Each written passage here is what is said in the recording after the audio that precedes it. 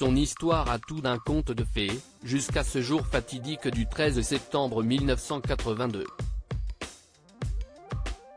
Grace Kelly est née en 1929 aux États-Unis, à Philadelphie, et a connu une carrière fulgurante dans le monde du cinéma à partir des années 50. CSI le film Mogambo, réalisé par John Ford, qui l'a fait connaître, CSI ensuite le maître du suspense Alfred Hitchcock lui-même qui la place au rang de mythe. Que ce soit dans Le crime était presque parfait, Fenêtre sur cour ou encore La main au collet, Grace Kelly devient sa muse et éblouit le monde du cinéma grâce à son charme et son talent. Elle obtient même un Oscar à l'âge de 26 ans seulement pour son rôle dans Une fille de la province, de Georges Citon.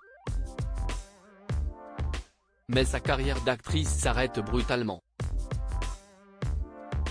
Une vie d'actrice contre une vie de princesse. CSI par le biais de nombreux contacts et de manigances que Grace Kelly et le prince Rainier se rencontrent en 1955. Il ne leur faudra alors pas très longtemps pour tomber sous le charme l'un de l'autre et annoncer leur fiançailles dès le début de l'année 1956. Ces fiançailles sont venues, pour Grace Kelly, avec un prix puisque pour devenir princesse, elle a accepté d'arrêter sa carrière au cinéma et de se consacrer entièrement à sa nouvelle fonction à Monaco.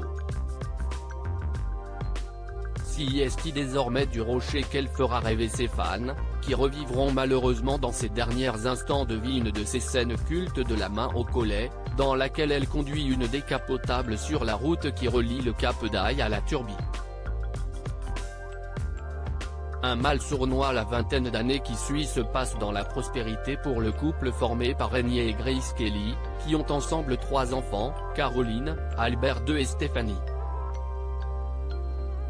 CSI d'ailleurs pour cette dernière que Grace Kelly quitte le domaine familial de Rock à Gel le 13 septembre 1982 puisque sa fille cadette de 17 ans, dont la rentrée approche, doit être à Paris le 15 septembre pour y démarrer un stage de stylisme au sein de la maison Dior.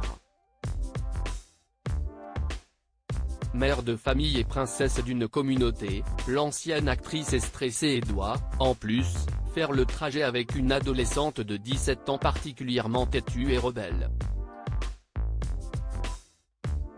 Quelques années plus tard, sa fille aînée Caroline de Monaco déclarera par ailleurs lors d'une interview qu'à l'époque de l'accident, Grace Kelly était incroyablement fatiguée.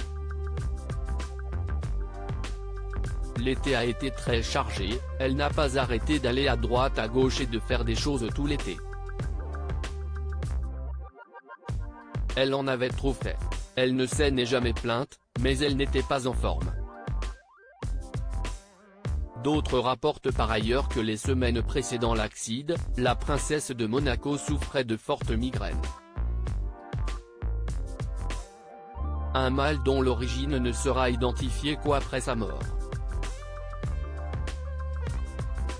Près de 40 ans après l'accident, la cause de la mort de Grace Kelly semble enfin avoir été élucidée.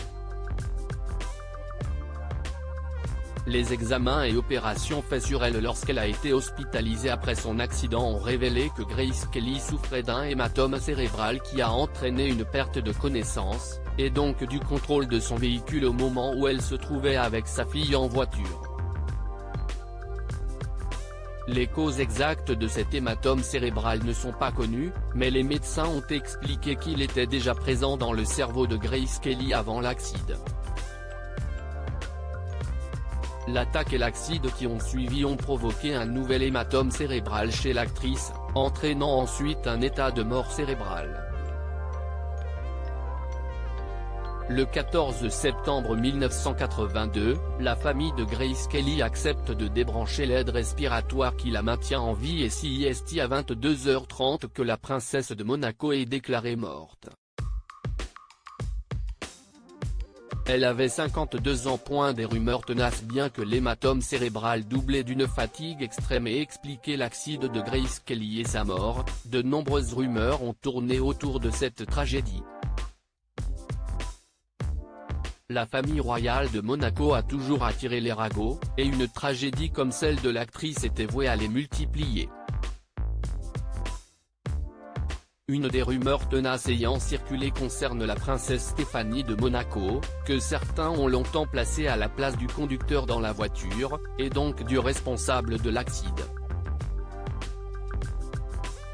Seulement ces dires ont été démentis à de nombreuses reprises, non seulement par la princesse elle-même mais aussi par un capitaine de gendarmerie dont le collègue avait bien aperçu grâce au volant et Stéphanie côté passager quelques minutes seulement avant l'accident.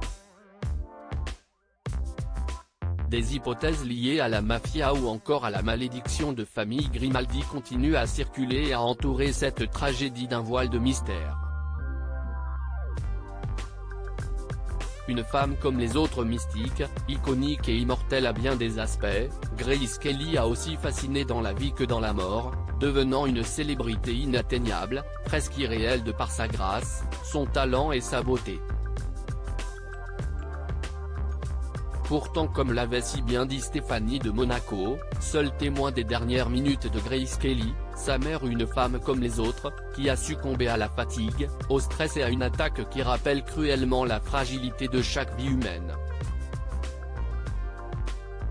Il y avait tellement de magie autour de maman que d'une certaine façon, certains ont arrêté de la voir comme un être humain. C'était difficile pour les gens d'accepter qu'il puisse lui arriver quelque chose d'aussi banal qu'un accident de voiture. Les gens se sont dit que je devais être responsable, parce qu'elle était trop parfaite pour faire ce genre d'erreur.